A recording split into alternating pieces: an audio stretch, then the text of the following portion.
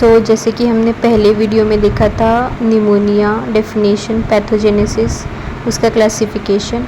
तो इस वीडियो में हम देखने वाले clinical features, treatment, lab diagnosis and management part of pneumonia.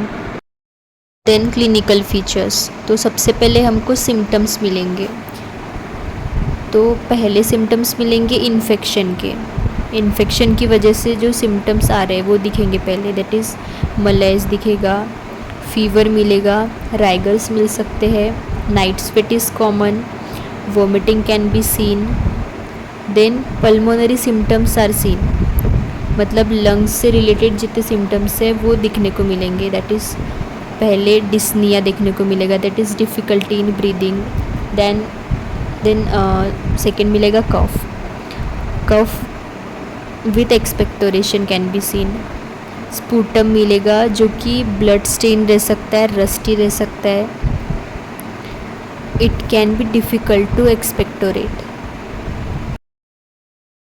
उसके बाद मिलेंगे प्लूरल सिम्टम्स।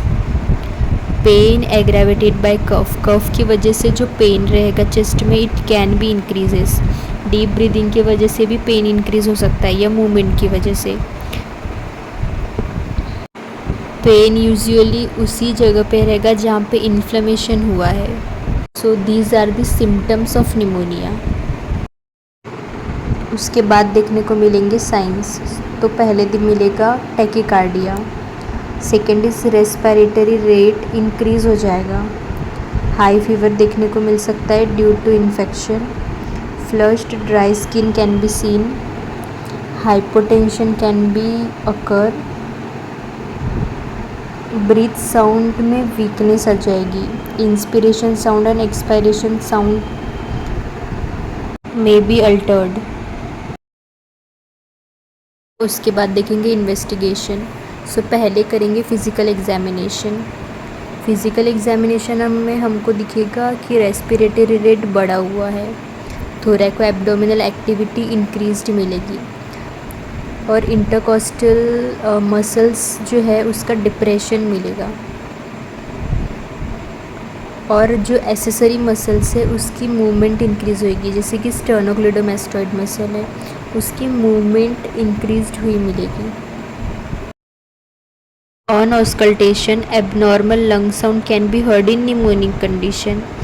व्हीजिंग साउंड मिल सकता है due to obstruction. Crackling sound can be heard due to water and air in alveoli. Then lab investigation में पहले कराएंगे CBC. उसमें डब्ल्यूबीसी का काउंट इंक्रीज्ड हुआ मिलेगा। बैक्टीरियल इन्फेक्शन में न्यूट्रोफिल्स का काउंट बड़ा मिलता है, और पैरासाइटिक इन्फेक्शन में इओसिनोफिल्स का काउंट बड़ा मिलेगा। Then sputum examination can be done. So in this examination rust colour का स्पूटम मिल सकता है which is due to blood and due to exudate which is formed by WBCs or RBCs. Then serum urea का level check करेंगे।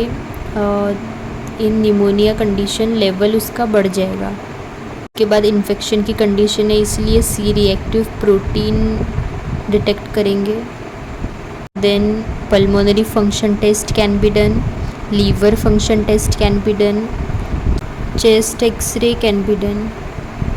अब chest x-ray में consolidation of lungs देखने के लिए एक्सरे करवाया जाता है, जैसे कि in lobar pneumonia homogeneous opacity मिलेगी कोई एक लंग में, so it can be detected by chest x-ray. Then arterial blood gas analysis can be done. इसमें ब्लड का सैंपल लेते from artery to detect the oxygen, carbon dioxide and pH level of blood. अगर 93% से कम आ रहा है तो it can be considered as severe case. Then bronchoscopy can be done. It is done because to detect the direct visualisation of airways. Body में oxygen saturation देखने के लिए pulse oximetry can be done. उसके बाद हम discuss करेंगे treatment या management का पार्ट। सो फर्स्ट देखेंगे एंटीबायोटिक्स। सो अगर हम कल्चर करवाते हैं ब्लड कल्चर, तो उसमें अगर जैसे जैसे बैक्टीरियाज की ग्रोथ दिखती है उसके हिसाब से एंटीबायोटिक का डोज देना शुरू करेंगे। Then second is antiviral. अगर वायरल निमोनिया हो रहा है तो antiviral therapy can be given. Then third is supportive care.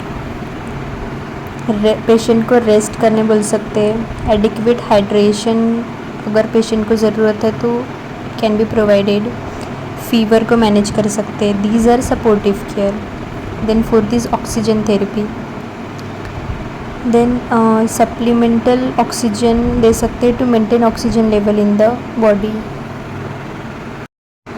Then fifth is respiratory therapy. Respiration improve करने के लिए एक्सरसाइज, ब्रीदिंग एक्सरसाइज बता सकते हैं पेशेंट को करने के लिए। Then sixth is vaccination. Influenza pneumonia vaccine prevent कर सकता है निमोनिया की कंडीशन को। Then seventh is hospitalisation. अगर बहुत सीवियर केस है especially in immunocompromised patient तो हॉस्पिटलाइजेशन की ज़रूरत पड़ सकती है। So these are the treatment और management part of the pneumonia.